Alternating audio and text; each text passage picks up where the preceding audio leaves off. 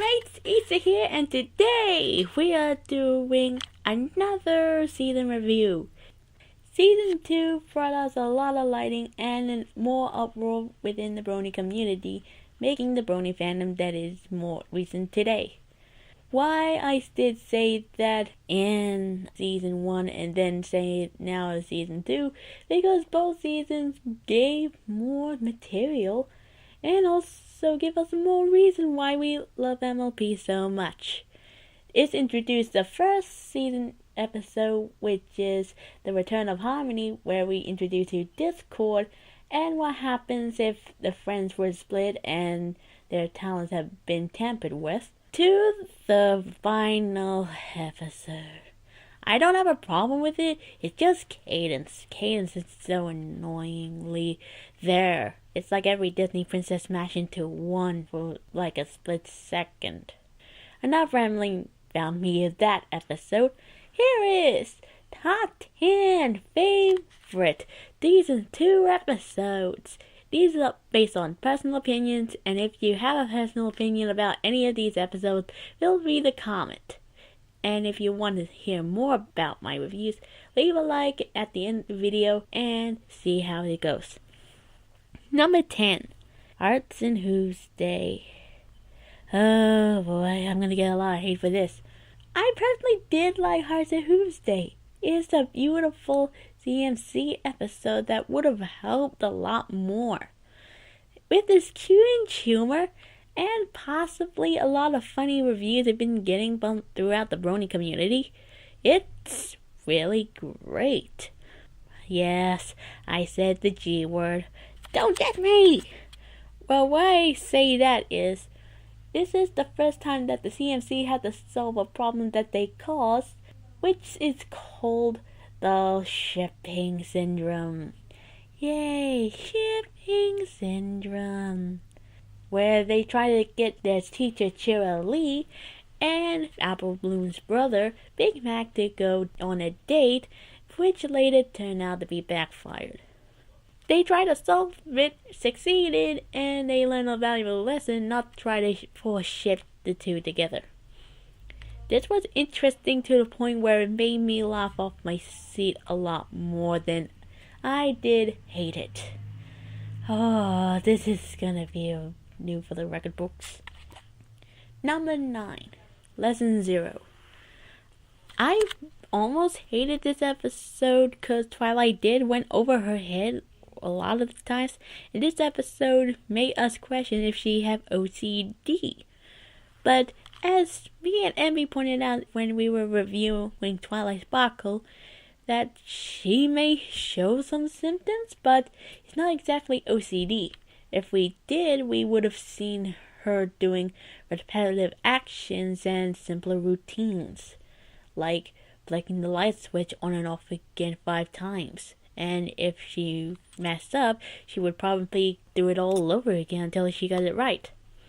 This is frustrating to see waifu go through this because she tried to find a friendship lesson but ended up failing, without realizing she doesn't have to write a lesson every week to Princess Celestia. Well, this is where the Smarty Pants and Big Mac shipping went. Thanks, Hasbro. It's pretty sad nonetheless. I hate seeing how Twilight struggles, but this helped build character to her, and I wouldn't have it any other way. If it weren't for Lesson 0, I wouldn't love Twilight even more or feel even more sympathy. Number 8, It's About Time. Another Twilight episode. Yeah, I got a lot of Twilight episodes in my bag that I like, but this Twilight episode in particular was when she had to go back in time and try to solve something that is going to happen in the future, Solid Snake style. But, how I'm going to put this lightly. It's a really bad cliche putting a gaming reference within a character look. Her hair and her eye patch and her little tiny scar and the latex outfit, bit more indication that she possibly be Solid Snake all this time. But other than that, it's funny. And Pinkie Pie gets the role of the gypsy after the episode Pinkie King. And Spike was helped to support a little until he got a tummy ache. And a bunch of other things that would have happened before. It shows that even if you did get the chance to turn back in time, it might not be helpful for the future. Or even the present for that matter. But there's multiple possibilities of what would happen. Until season 5 happened. Not gonna spoil it. Number 7. Ponyville Confidential. Another CMC episode. And this takes place back in school, where the teacher tried to get her students to follow Diamond Tiara's rules. I didn't like Diamond Tiara even more after that episode. She boiled my blood more than any other side villain in the show. She's all about trying to get the CMC to gossip, which the CMC finally did. Throughout Ponyville and throughout Canterlot. How did they get the picture of Princess Alethea on that paper? They must have had a lot of skill to do that. What's even worse, they even made fun of all of the main 6 of their problems. Like Pinkie Pie's little tiny party. That's not even a secret, we all know that. And eventually Ponyville just know who they are and found out they were trying to reveal more secrets. Because Rarity found out that her own sister stole something right behind her back. And this shows that some people do go too far without realizing how hurtful it is. Just think about it. How many people went too far in your life without even realizing until it's too late? This shows that CMC have more potential to learn. But yet things have worked out in the end. Thus, it got me thinking of what should have happened instead of what would have happened. But instead this shows that not everybody is perfect, and then Diamond Tiara go too far. Well, it's not entirely Diamond Tiara's fault, it's mostly the teacher for not realizing what would have happened. Number 6. Putting your hoof down.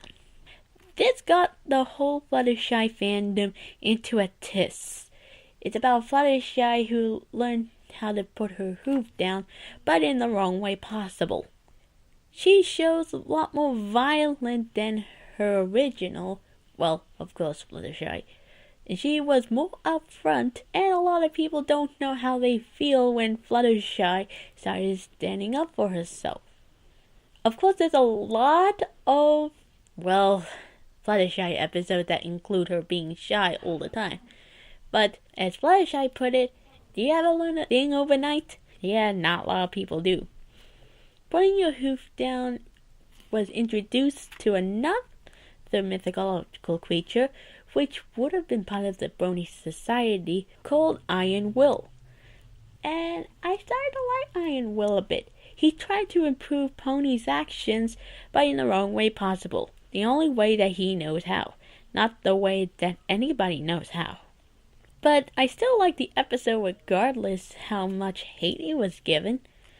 After all, we got, well, best Pinkie Pie moment in this episode, which is walking on air. Believe it or not, I'm walking on air.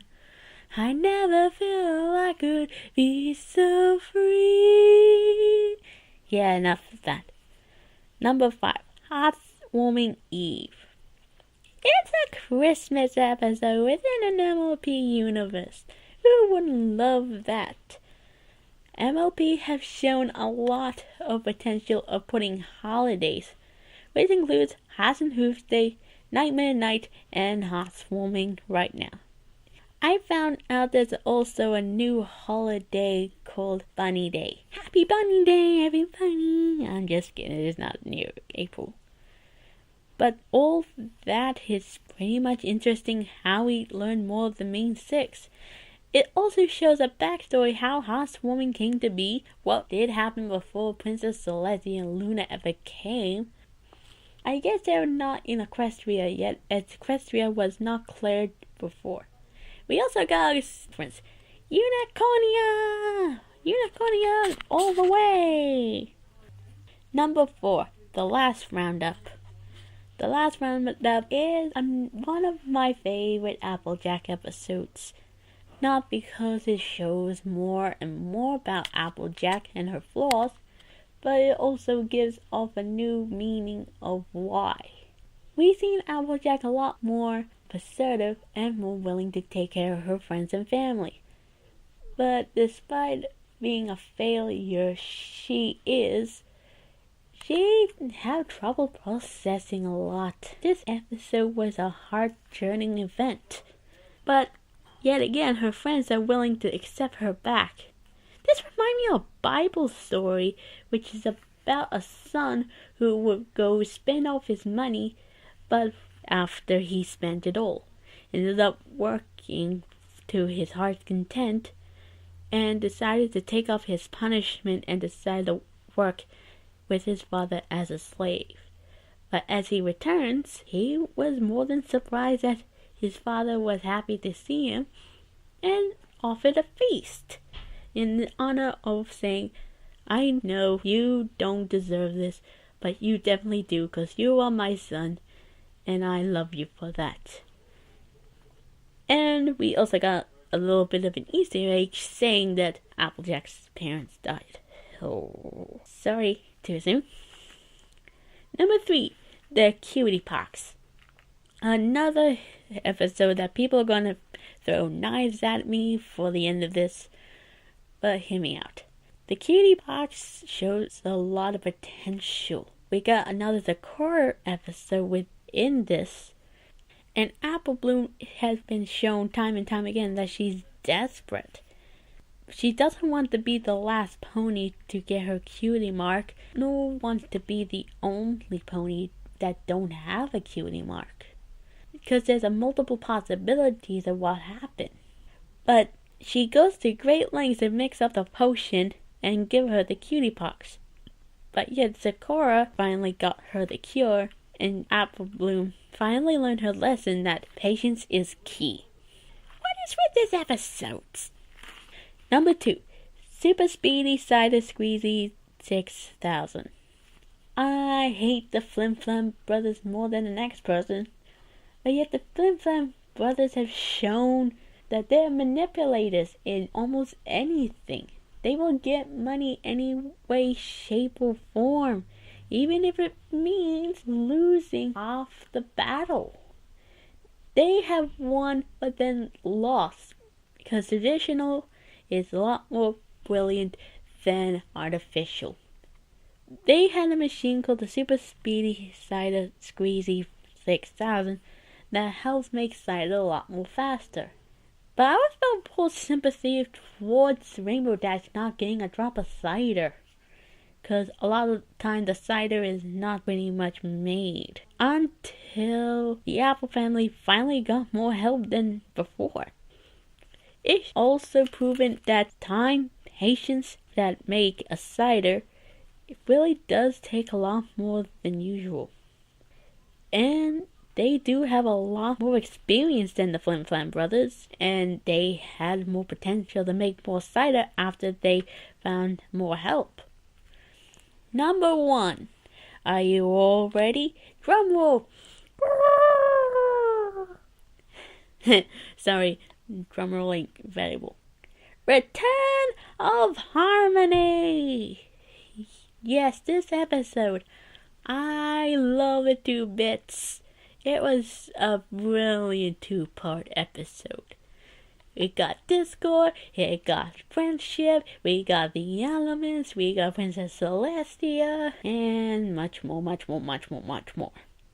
Sadly, this wasn't my first option because, you know me, I don't want to put first episodes and last episodes into the list. Candlelight Wedding does seem to fit the list, but I didn't like it as it almost made me want to forget this episode. But the Return of Harmony have proven that the writers do know what they're talking about and know what to do. Although it just showed John Delancey's character, which was inspired by Q from Star Trek, and shows that I love Quint Possible a lot, to be the best brony who loves Discord, Don't worry, I'm gonna find a way to give her some stuff that I have drawn for her. But regardless, it shows more and more and more potential of Discord. And the fans seem to be a lot more happy seeing Discord than they do seeing other MLP characters. For example, he succeeded on defeating the main 6 until the ending where she had to be turned back into stone. But regardless, best episode, best reference from Star Wars, and best, and I do mean best, achieving episode ever. This is what I think about Season 2 thus far. If you have a personal opinion of what of the episodes that were featured on this list, feel free to comment and try not to be mean. I put it as honest opinion as possible. And if you would like me to do more of these, please leave a like, give MB some love, and thank her for editing for this video. And I will see you all next time. Stay 150, my friends!